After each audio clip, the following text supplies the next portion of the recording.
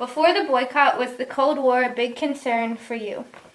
No, the Cold War was not a concern to me as an athlete because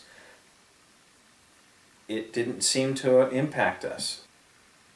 Because, I mean, as athletes, all we wanted to do was compete against everybody that was the best in the world and show that we were better than them if we could. And when I had an opportunity to go into the USSR or whatever, into Russia and swim, we loved it. It was fun because we could compete against some of the best in the world and hopefully show them that we were better in a way that didn't need guns and bombs and those kinds of things. It's like, hey, we're really good at what we do, and let us show you. Do you think that the Cold War was a concern for Americans in general? Like, were they afraid? Yes, I would think that there was a concern. There was always this concern that somebody was going to hit a button or something. But I didn't really think about it. What was your reaction when you found out that the U.S. would be boycotting the games? Well, what happened was I believe it was in February of 1980, the President of the United States suggested that it would be a good idea that we didn't go to the Olympics, and I was devastated. I fell apart because, I drugged Melanie down to Arizona, let's do this, and we're going to go to the Olympics again. My dad had told me when I wanted to do it, it's like, you've already been to the Olympics, you already have 2 gold medals, you don't need anything more. You need to grow up and start a life. And so you have these visions of I told you so, and I did very poorly for 2 weeks in the water. I had a hard time training, couldn't do anything.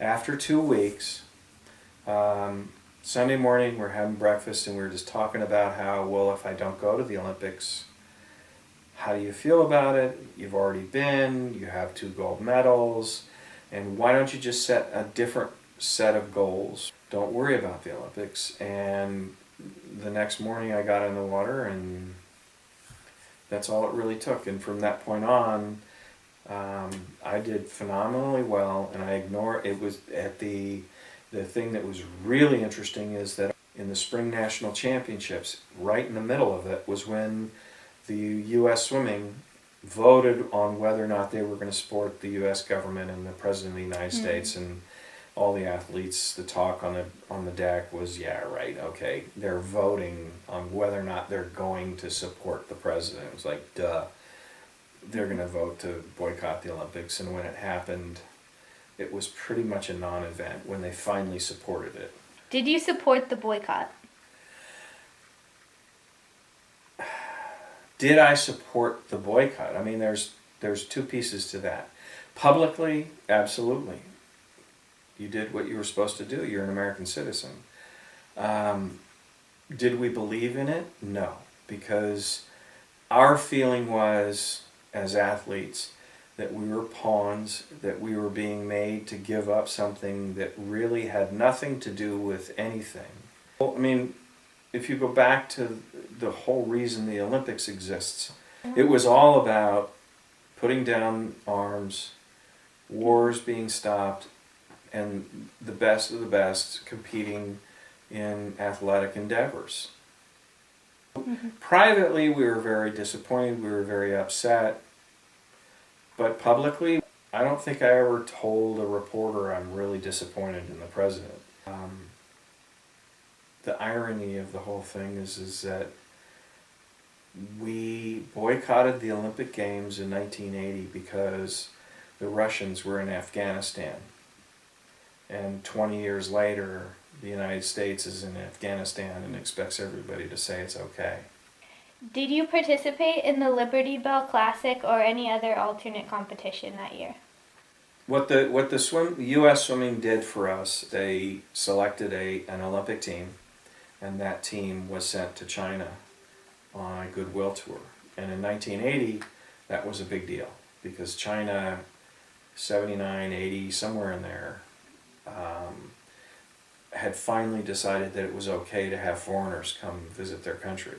And Reagan had a lot to do with that. And so it was a very big deal for us, our swim team, to go to China. And that was an interesting, it was supposed to be just something where we would put on exhibitions, but that's not how the Chinese saw it. They actually, when we got there, we found out that they saw it as having competitions so that they could beat us and put it in their newspapers. But it was interesting. Now, looking back on it, do you feel like the boycott was the right thing to do?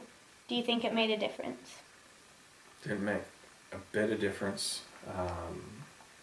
It was not the right thing to do, and anytime a country uses, whether it's athletes or they're chess players or whatever it is, I mean, trying to manipulate a situation because they think they have leverage when all it does is hurt the people that are really good at what they do, and they should have an opportunity to show the world how good they are.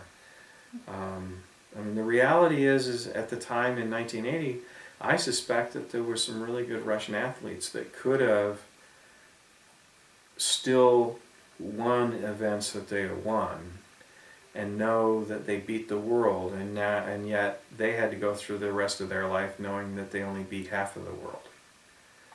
And I can't believe they are any more happy about that than I was about not being able to compete. Mm-hmm.